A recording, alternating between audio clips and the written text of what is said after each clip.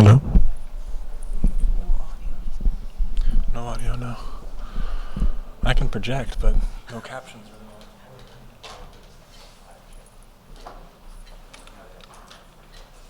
Okay, well, good afternoon, everyone. In the spirit of time, I'll just start with projecting my voice over the AD so she gets figured out. In the meantime, thank you for coming today for our talk on data first automation ecosystems. Myself and Russell Umstead will be talking today on holistic and software-driven approach to building integrated automation systems. We'll be splitting this talk up into two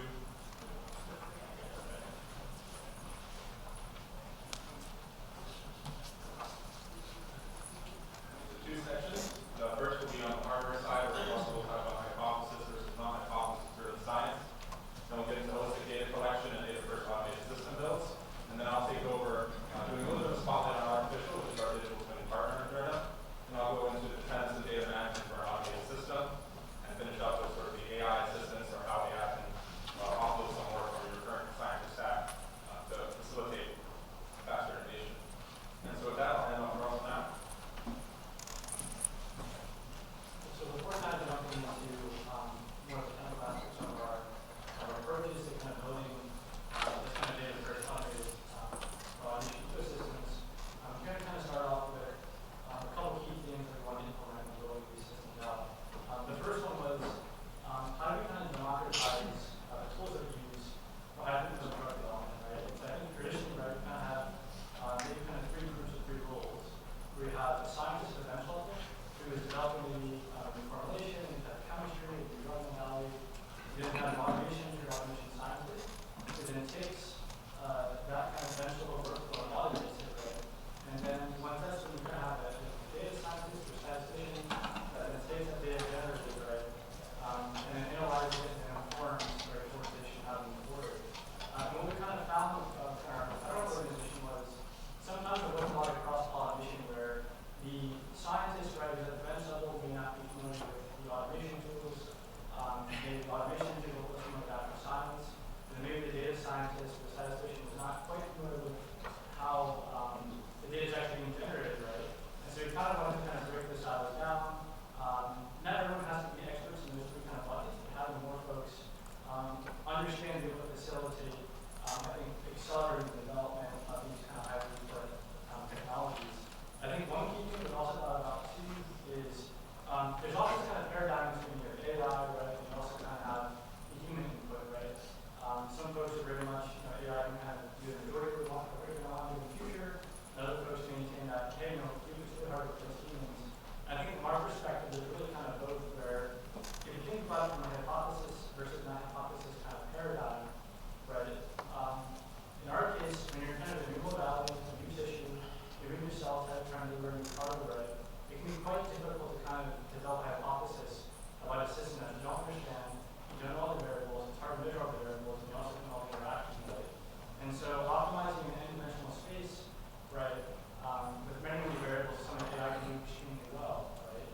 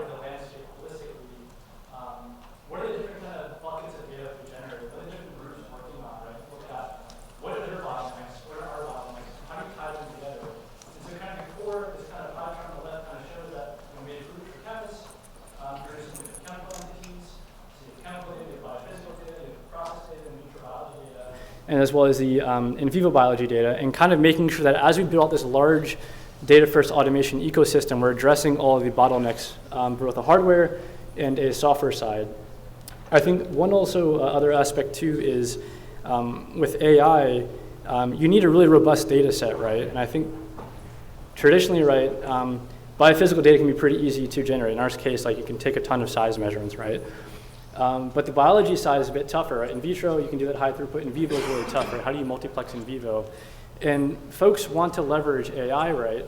But if you're collecting a lot of biophysical data and chemical data and you don't have the biological data that underpins that, right, it can be really hard to leverage AI to its maximum potential. And so we really wanted to focus on how do we generate a ton of biological data that can also link to the rest of this kind of pie that you see.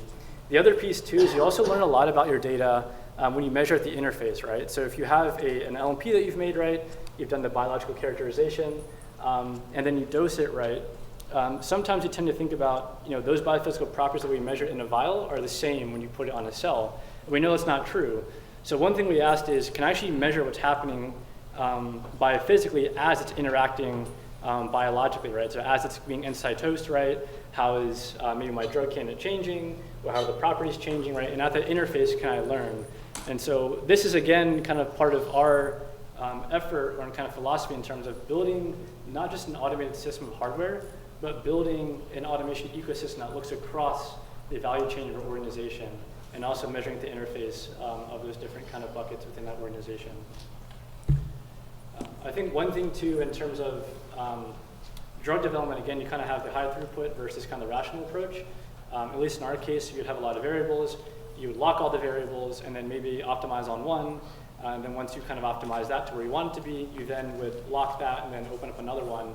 And you kind of play this kind of optimization whack-a-mole where when you kind of, those interactions of parameters really have a synergistic effect. And what we kind of realized is that, and I think everybody kind of knows this, where when you're in really high dimensional space, you could have two variables that, maybe that interaction between those variables seems insignificant, but those sum of insignificant interactions often become significant, right? And so that's where something like AI is really good at optimizing in a nonlinear fashion across a very large n-dimensional space, which I can tell you in the LNP space, it's quite large. The other piece too is on the left, when you think about from a high throughput search standpoint, right? You think of it as a topography map where you're trying to find minimum or maximum for a given parameter, right? And as we kind of mentioned with AI is great at optimization. What about the exploration piece? So how do you, if you have this bounding box and you're finding these, maxima or minima within that bounding box, how do you then automatically go beyond that bounding box, right? And so we kind of take inspiration from other fields like astronomy, quantum mechanics, physics, where galaxies are clustered, right? They're not in a uniform space, right? So how do we, in a non-uniform manner, search and explore, right? How do we find clusters faster, right? How do we go beyond things such as space filling models, computationally from statistics, things like that, and find maybe self-interpolating algorithms or things like that can actually allow us or inform us to find clusters faster than traditional modeling approaches. So the kind of tagline with this really is maximizing design space diversity. How do you asymmetrically scan large design areas, and also linking variables that are directly, indirectly, that have direct or indirect interactions. And again, kind of thinking about, from a data perspective first, how do we kind of loop this all together? I won't spend too much time on this slide. I think most folks are probably pretty familiar with closed loop drug development. I think maybe two key points from this slide that I'll kind of talk about is, typically I think when we've done high throughput in our organization, we tend to screen out, right, the losers and winners, right? And we don't learn from negative data, right? Something looks bad, you throw it out, right? But you can learn a lot from negative data, and so we really wanted to strive to be able to capture positive and negative data and learn from it, right? And that kind of feeds into, at the beginning, right, when it's hard to form a hypothesis, kind of let the rules emerge, right? And then start building a hypothesis or a data model on top of that as you've gone through multiple rounds and multiple loops. So that's another kind of philosophy that we're starting to incorporate in the systems and ecosystems that we're building. So how does kind of philosophy translate actually building an actual physical system, a tool, an ecosystem that you want to use? And again, we kind of thought about from our past experiences at other companies and our current organization, what has been actually tried. And when you think about automation, usually in my experience, the first thing to do is you go buy a liquid handler, right? You go buy a liquid handler, maybe a plate reader, right? And then you think about, okay, what can I do with that liquid handler, that plate reader, right? Maybe I had an assay in mind. Maybe I can also port to other things. And then you think about, okay, this thing can make my samples, it can use it for this. Now how do I get the data out? How do I tie everything together from a software perspective, right? How do I structure the data, right? Is there an API? Where does the data live? How do I access it? How do I interpret it? And things like that. And sometimes what can happen is when you build the hardware, right, and as your workflow that you're building changes because it is dynamic, you end up kind of building or purchasing hardware that's not fit for purpose, right? And becomes kind of, for lack of a better term, potentially a paperweight. And so what we really kind of realized in our organization is in R&D, right, a robot moving is not sort of inherent value. It has to be the data you're generating. And it can't just be generating data, you have to be able to interpret it, access it, and make decisions, right? That's the values of your organization early on, and as you kind of tend to progress across your pipeline. So we kind of learned from that and said, okay, if we were to do this differently, what are we going to do? And again, it started very high level where, what are we trying to enable? Is it gene editing, gene therapy, what compartment, what tissue, what cells? What are we doing now? What do you think we may be doing, right? And we thought about, okay, this is what we want to do. What data would answer our questions that would help us enable and push that pipeline forward, right? What data can we collect that will answer those questions? What data can we collect that will also answer questions that we don't know we want to ask yet, right? And so that came down to, if I were to kind of hit a sample with a certain type of energy, right? What are all those different energy matter interactions that are happening?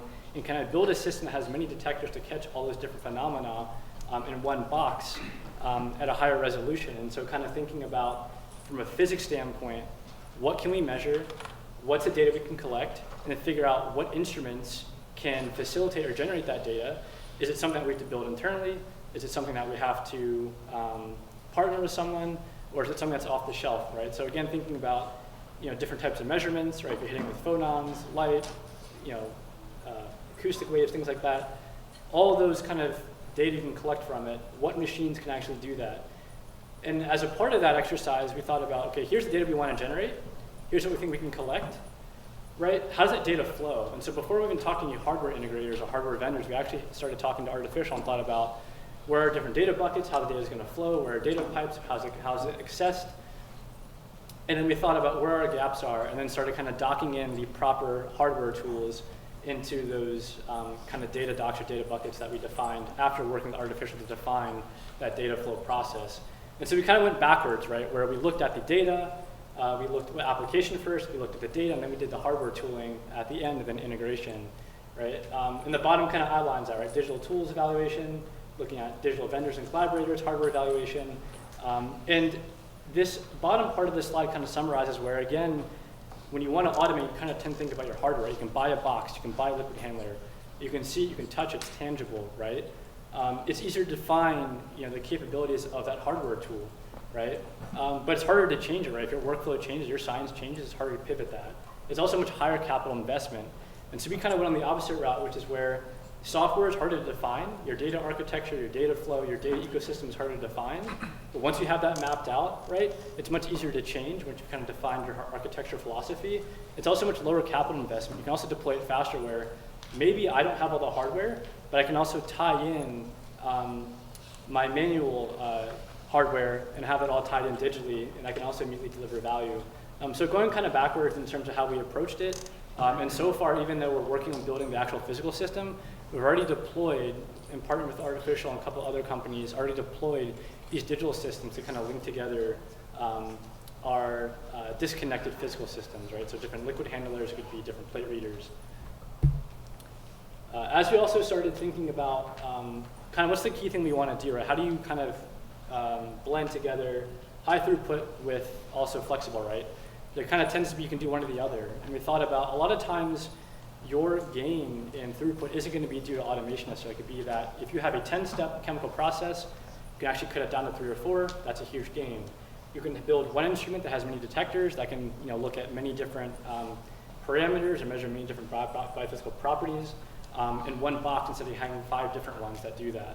And so we also figured that a lot of these things or problems that we're trying to solve also exist in other industries, right? So we looked at shipping and logistics companies, we looked at semiconductor companies, electronics, ag, automotive, cosmetics, oil and gas, food, beverage, and tech. And we kind of came away with this theme of, can we actually manufacture research, where you're taking lessons that are learned from other industries and applying to what we're doing and put our own flavor on there. And so some key things are like data capture, right? Data processing, how do you structure your data, right? How does it flow? What's the difference between data and information? How do you also structure your naming convention, right, for variables in a liquid handler, right, when you're programming it, or for your orchestrator, right? Things too are sometimes you tend to use collaborative robots for a lot of things. Is an industrial arm actually more appropriate, right? Or if I need to load 30 spots in 30 seconds, a collaborative robot may not be appropriate. Let me get an industrial robot that can use a PLC. So things like that as well. I think also we learned too that we've also found that some of the hardware too has some more archaic architecture where they're using, like, for example, R232 serial communication, right? Can we pivot to hardware that uses USB or Ethernet? And also things like digital twins, right? Can we use digital twins and leverage that for what we're doing? And we kind of found that actually in other industries. Then we kind of searched for that in biotech and then found artificial and started working with them. And again, using things like machine vision, right? Inventory management, all things have been solved in other spaces. Can we port that in and leverage that in what we're trying to do? I won't spend too much time on this slide, but I think one kind of concept we also wanted to think about is if you can build this automated ecosystem that has all this data, right? It's well structured, it's well characterized, you can query it easily, right? Can you kind of move towards more of gamifying drug development where, in silico modeling, right? Can you run virtual experiments? And can you do a lot of your science in silico, right? But again, you have to have that kind of data set, in particular, all the biological data to do that and build that out.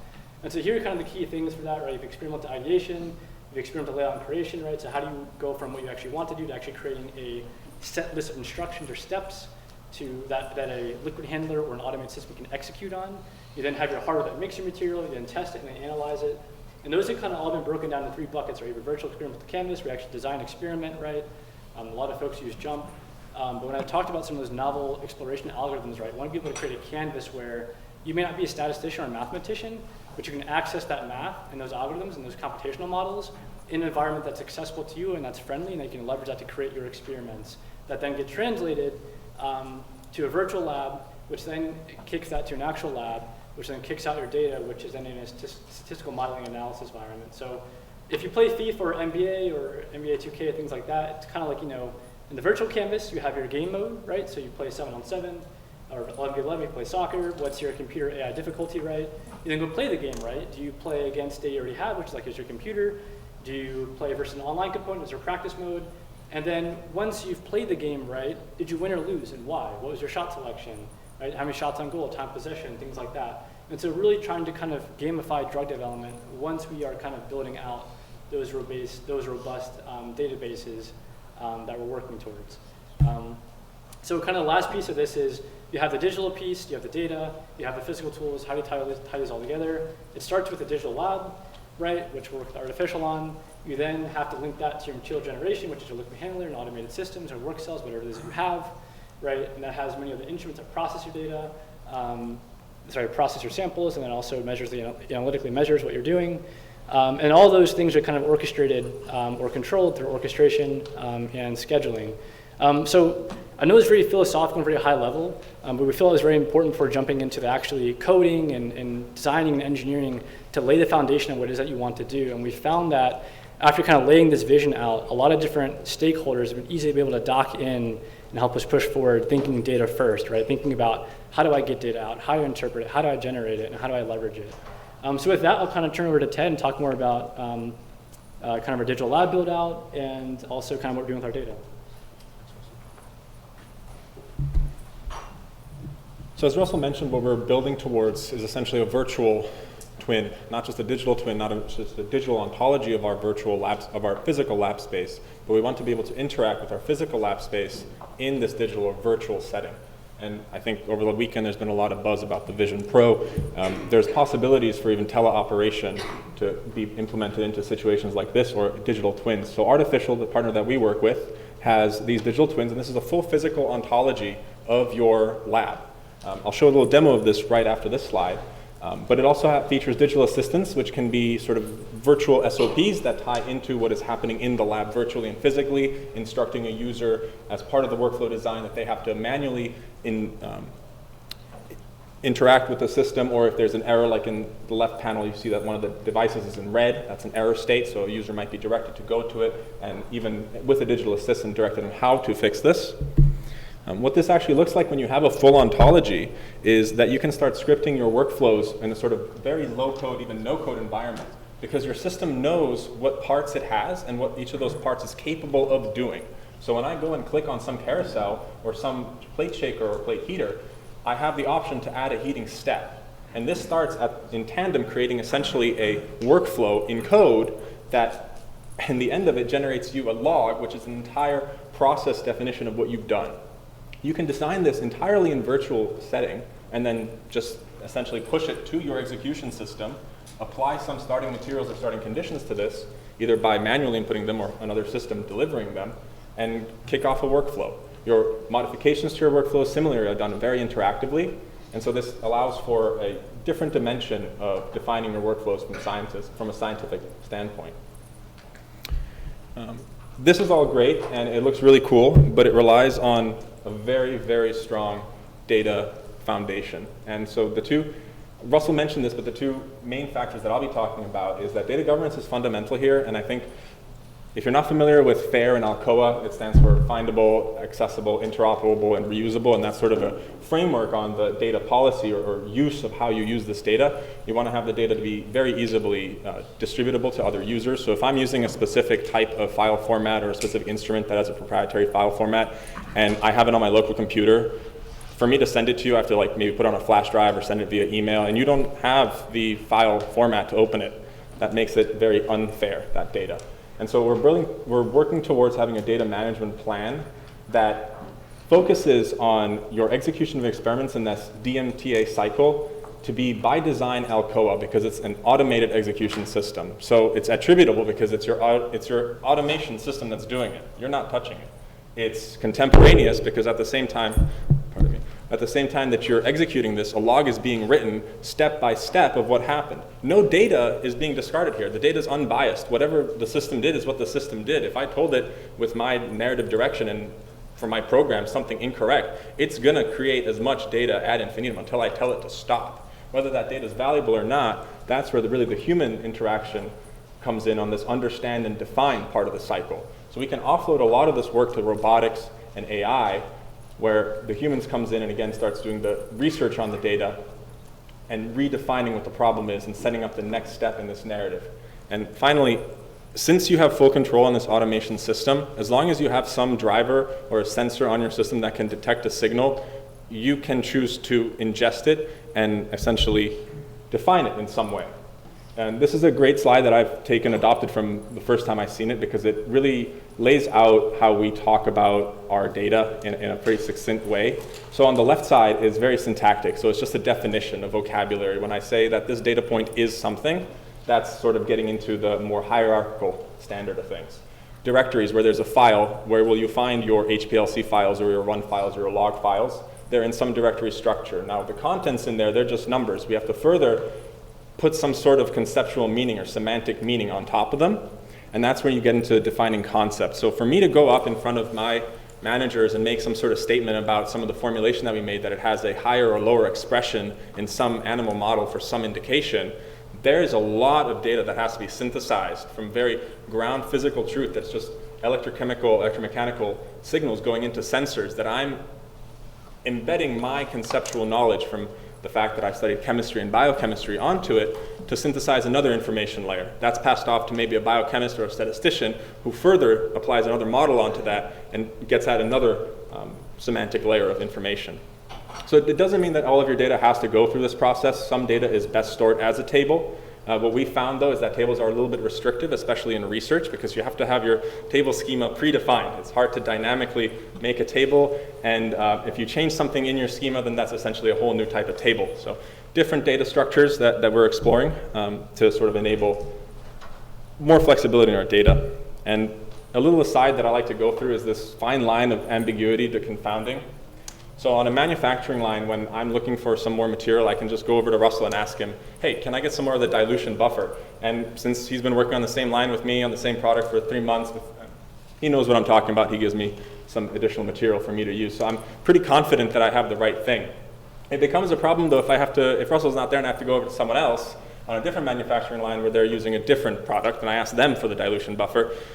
Fortuitously, they happen to use 2 dilution buffers, so they ask me to clarify, do you want the tris or do you want the citrate buffer? And I use the tris, so I tell them the tris buffer. They hand it to me, I plug in its lot number, let the automated system essentially execute, use it, and I collect a bunch of data, which then looks kind of weird. And it's because I've confounded my data because I thought that I was using the correct buffer, which was supposed to be a pH 7.4 buffer, but instead I used the pH 5.0 buffer. And all I've logged is just the lot number. So in an ideal state, when I log that lot number into my system, there should be an ontology of my materials and my processes for it to say, hey, that lot number corresponds to a pH 5.0 buffer. That's not the buffer for this method. And better yet, if it actually told me what the right one is and directed me, or maybe if it's in stock or not in stock, ordered it. So this is sort of all these very fundamental steps that you have to sort of define at a very granular level so you can have a holistic automation and have as minimal breaks in your automation as you can. I'm sure you're all familiar with this Punnett square of known knowns and known unknowns, but we really, in automation, can fall very quickly into that bottom layer of bias and ignorance, where we thought that something was done right because we put it in there and we just assumed it's right. Or we can also think that because it was the same process that we've always done and we didn't have additional data definitions on it, then I actually am missing some features that would have told me that it's different. So back to the paradigm of data as the foundation of our knowledge. We had a bit of a philosophical debate over the last year as to how we communicate to various groups, because if we go into people who are in data science or computer science, their definitions of data and information are a little bit different. And what we call raw data, after it goes through like ETL process, it's not necessarily what they call raw data.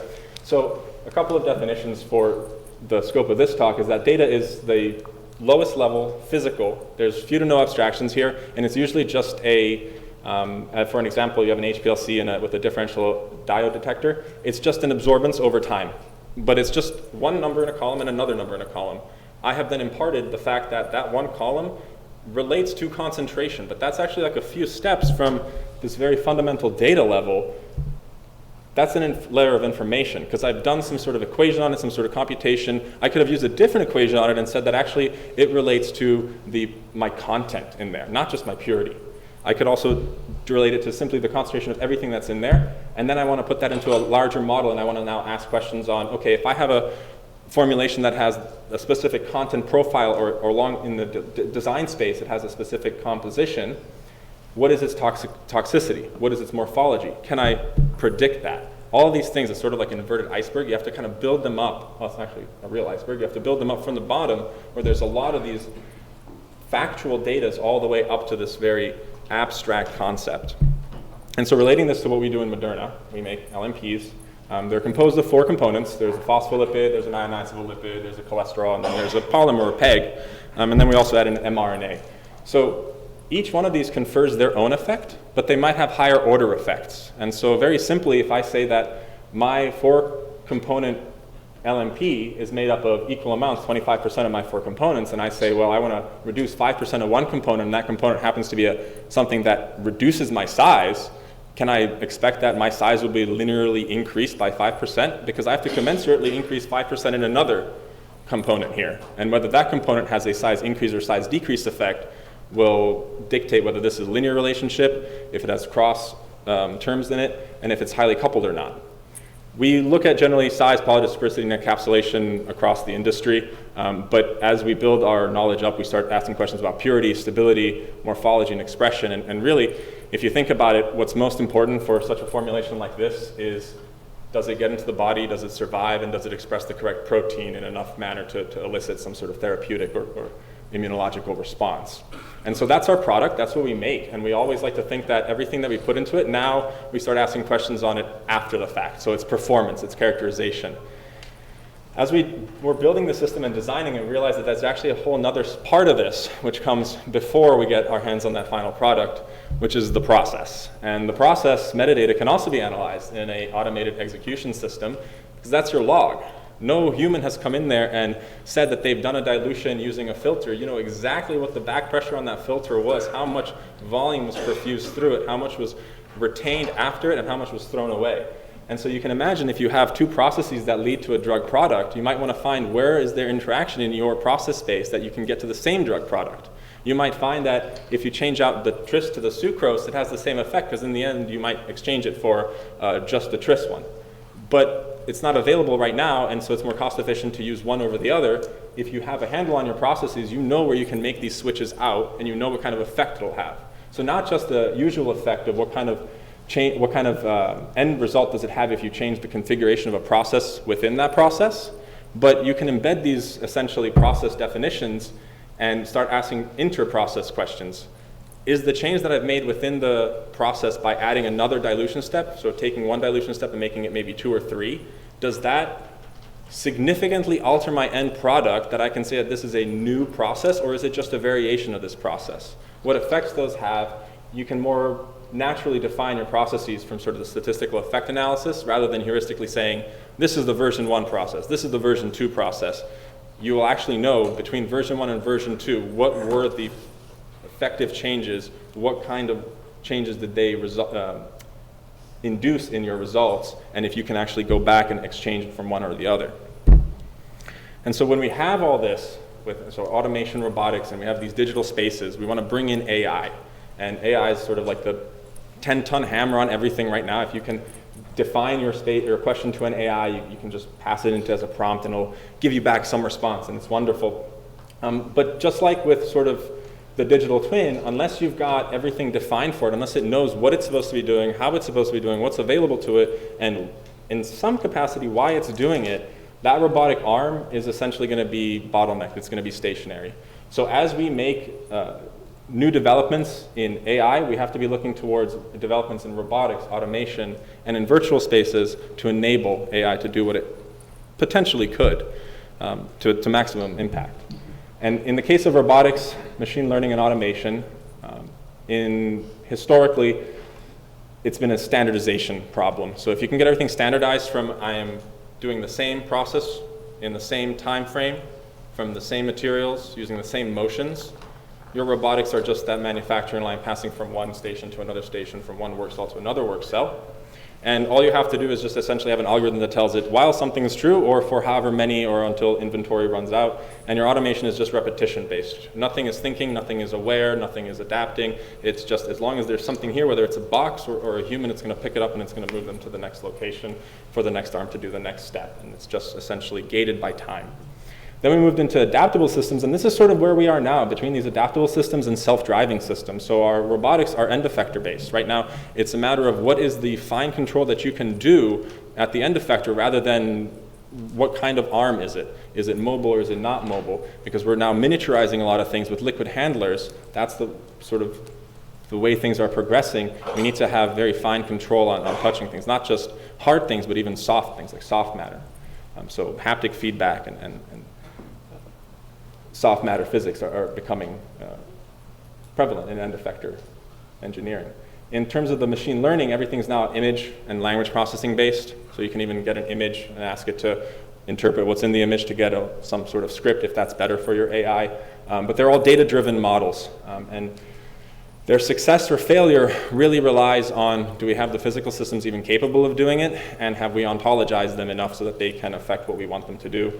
Automation now, because everything's image processing based, is based on recognition. As long as you have a camera there, it can detect is there a box, and am I supposed to move it or not in some sort of landing zone? Is that box actually not a box and I shouldn't move that? Detect if it's a person, for instance. And then self-driving systems are really going to need that full autonomy that's going to be given by like foundational or role-based models in AI. So I will wager that I don't think we'll have a foundational model that is like a scientist, but we might have parts of a scientist's workflow that will be offloaded to an AI so that they can work in partnership with the scientist in the lab. And then obviously robotics right now, you see Boston Dynamics, Tesla as well has some robots, but it's going towards humanoids or synthoids, something that kind of has the ability to be flexible and as delicate as a human. And that'll also open up more possibilities in sort of teleoperation and remote operation. But as I mentioned, right now, there's about 30% of what can be offloaded to AI, and that's in the form of auto-completion or natural language processing.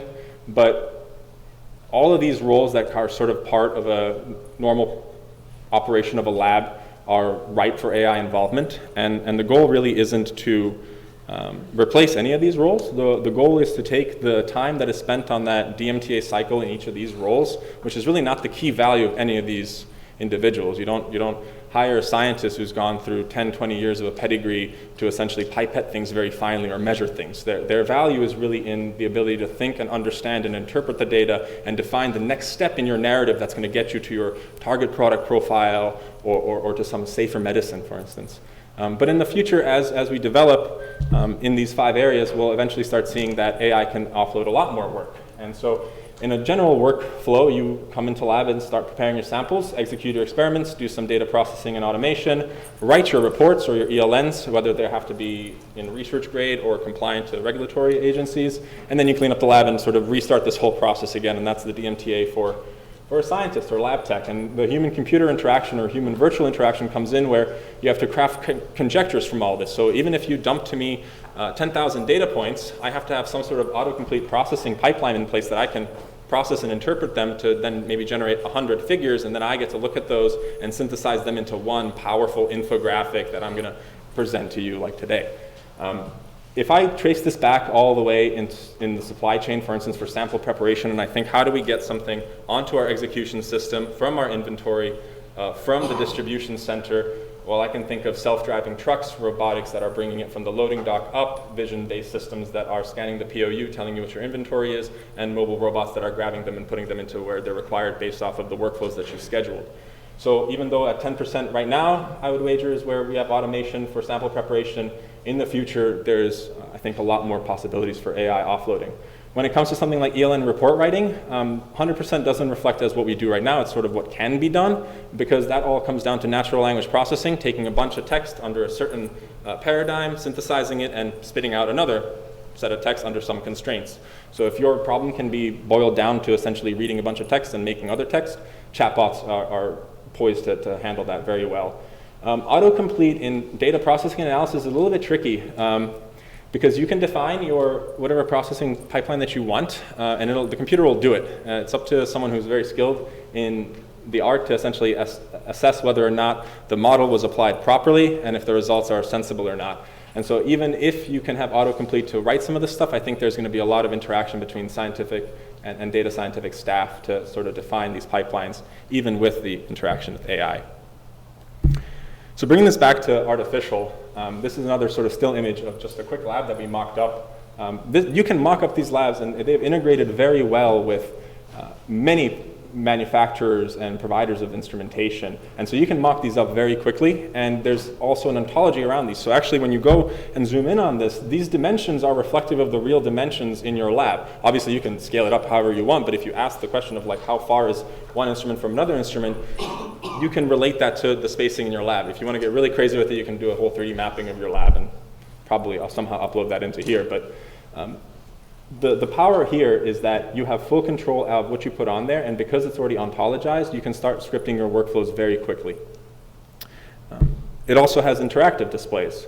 So the key here is that this one, I think this is a BMG Star Lab Tech plate reader, essentially some sort of plate reader, but because Artificial has developed either drivers for these plate readers or the manufacturer has been willing to collaborate with Artificial, they're able to bring it into their ontology, and you're able to use it in the system. So really, if there's one thing that you take away from this talk, is that integration is going to be key in the future, and success in sort of this holistic approach is going to matter on whether or not the things that the instruments or the hardware that you want to work with and the software that you're using are willing to integrate with each other. And the more compatible, more flexible you are, more composable you are. I take a lot of inspiration from Web 3.0. I think similarly, if we could get something in robotics or automation, we would see a lot more innovation at a much faster pace. So thank you very much for your attention. We'd be very happy to take some questions now if you have any.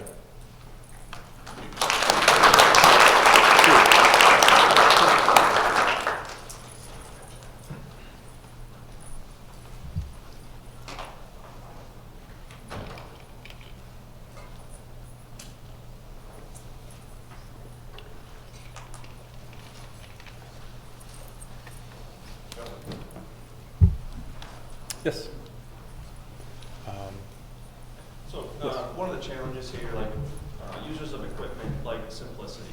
Whether you're regardless of the level of education, so how do you structure the programming of these workflows, both the data and the robotic processing, in a way that separates kind of the end user who knows what needs to happen and the plumbing that needs to all get connected? Yeah, I can take a stab at that first. I think it's always going to be a collaborative approach. You're going to have to engage with maybe like a super user or someone who is very skilled in maybe that very low level coding aspects of it to give you a kick start. But as you saw, the interface, for instance, for artificial, and I'm seeing this with a lot of other companies too, their interfaces are becoming low code or code light or even no code, so like visual coding. You have this already sort of in data pipeline or data wrangling softwares where it's just like you're kind of doing visual recipes, connecting one thing to another, and it visually connects it. And so a lot of that coding and that low-level work is done in the background, obfuscated from the end user, but it obviously necessitates that someone has written it in the back end. And so it's a collaborative effort, and it's going to be, it's probably going to stay that way because users don't want to go between multiple different platforms. That's why, again, this integration and playing friendly with your customers' preferred choice of software or hardware, if they decide to go that way, is key. Having one central place where either it's orchestrated or controlled or all the data is collected, that's also highly valuable to essentially foster adoption.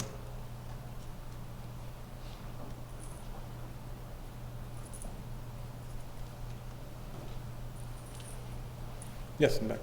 How do you determine, there was a slide you had on measuring whatever you can in your like digital workflow.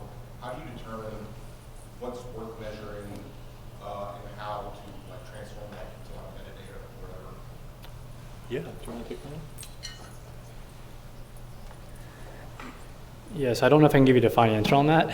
I think what we've kind of done is, I think in that aspect, right, we kind of looked at what instrument or what maybe physical phenomena that we can measure that we know has a big impact, right, and then try to bolt on extra things onto that, right. I think to your point, you could measure anything and everything, right, but there's a cost to that. And so I think what we've done is look what we currently do, and then how do you augment that with additional capabilities and start from there. I think one thing we also are trying to figure out is the balance between resolution and throughput, right? Where if you can, measure more parameters of a sample and maybe, generate less samples, would you actually learn more about it versus generating a lot more samples with less resolution? So I'd say, I think kind of more succinctly is start where we have now, and so you can augment that or modify that to capture more things. And sometimes too, the actual data already exists. It's just, there's a data model on top of it that hides that from you. And so we're kind of removing those masks and seeing, okay, what's the raw data? And is there things that we can learn that's in that were buried? So that's kind of be my answer. I just want to add to that as well that, as I mentioned, if all of your workflow is done on an automated system that's fully integrated throughout your workflow, your process log is going to have everything that you could collect. It's a matter of you deciding to extract it and loading it into some schema, where now you're stepping a little bit into that semantic definition of your data. Like whatever number is there, if you want to measure the pressure on the tip head as it's dispensing, maybe you don't think that's important now, but that value is there. If you want to pull it into a model and do a effects analysis and actually see like how did it change my predictions, you would have to evaluate each one by one. But the data is available to you. It's just a matter of do you pull it into your models and do you use it or not.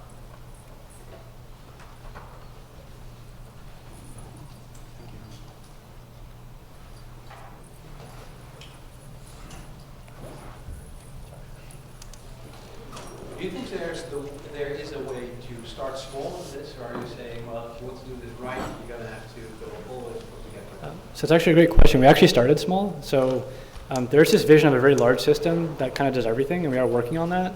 But we actually started small, where we actually have a pilot system that has a subset of the bigger system. And we kind of built that out. But you can also build a lot of the data architecture and infrastructure ahead of time, and then dock in your physical tools later, right? So we started and that's also a lot cheaper to do than buying the hardware up front. And so that's what we started that way, where we have a small physical pilot system, but also kind of building the larger overall data architecture that will dock in the hardware as we get it in. But yeah, you can definitely start small. I think too, just even if you're just a plate reader and a liquid handler in one room and then maybe another instrument HPLC in another room, just having that data talk to each other and flow with each other is a huge value add. And I think that is an example of a small type implementation that's been very powerful for us so far, where before we have our big box built, we've deployed the software, and our scientists are already are really liking it so far because it's one central place they can collate all that data and analyze it. So for sure, yeah, it doesn't have to be this huge chunk. And from a data point of view, do you feel like you need to have everything thought out to start with to be able to plug things in? Or? I'll take a quick. No. So I think that's the thing is I think it's what you come up with, right? It's thinking about it holistically, knowing that what you come up with will change, but it's understanding you've built an environment where you can change it, right? And I think that's where when you start with hardware, right, once you've kind of built, the way you've kind of laid out your liquid handler deck, right, or maybe your collection of instruments in that box, it's much harder to change where if it's software, I can just change out the code or the code block or whatever driver, right? So I think that was kind of our philosophy or mentality towards it.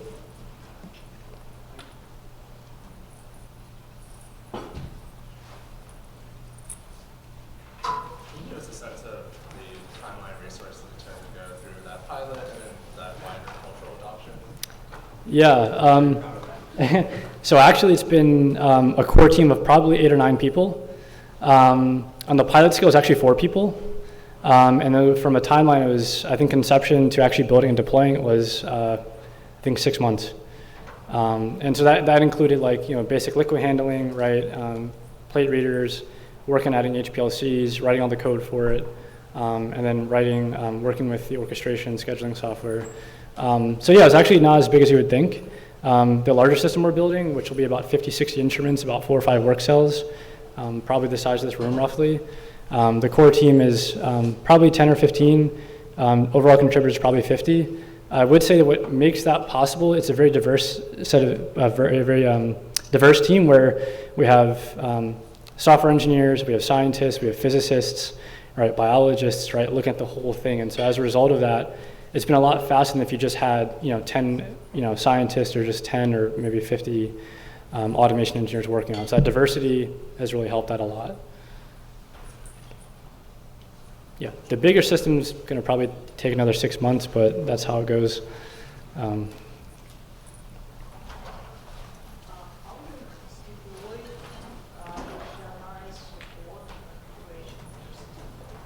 leave it. I couldn't hear that. Can you repeat that? Yeah, how to deploy the SLAS support each employee in the system? We're an AWS shop, so everything that we would deploy would be on an EC2 instance. We have a number of data wrangling partners. So we work with Dataiku, for instance. That's our preferred platform of choice. Everything is, again, loaded back into AWS for Redshift. Our orchestration is run by a dedicated partner that has integration, multiple levels of integration to control work cells, to control individual instruments. And so there is sort of, at each work cell, there is a client or agent that manages each of the individual connections, which are managed by individual computers themselves.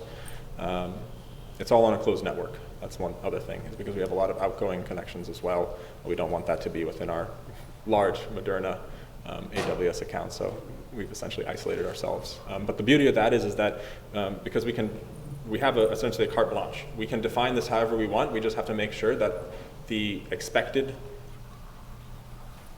data that people are accustomed to getting, that we give them. But to us, that's a very small subset of data than we're actually generating. And so our tech transfer or our transfer of our data to another partner downstream or to another system is actually fairly easy. Partly because we have artificial, which sort of eschews all of that vendor-specific stuff or logic or programming. And we can just port it from one to the other, as long as that system is physically capable of doing it. So in our case, if you have something that dispenses 96 variable heads, and you have a system like Hamilton that only does 8, well, you can't ask that 8-channel system to do it 96 times. It won't be able to. But you can also encode maybe a translation saying that, cool, 8 divide 96 by 8, we're going to have to do that many times, and just refactor sort of your workflow to accommodate that physical system.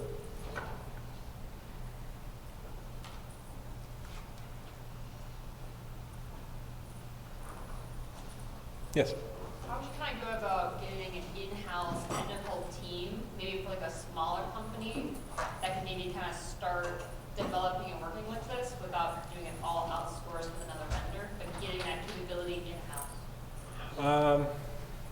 I would actually, most of our capabilities are in-house. We're definitely not a small outfit.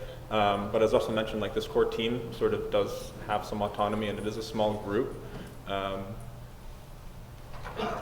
Artificial has been great in sort of acting as a consultant, so they've been co-developing a lot of things with us.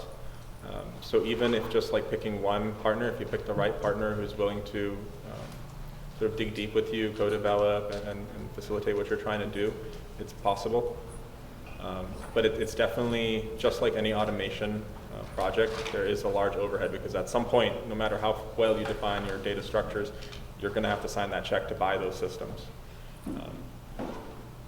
It's a tough business balancing act. I don't know, Russell, if you want to add on. No, I think that's pretty necessary.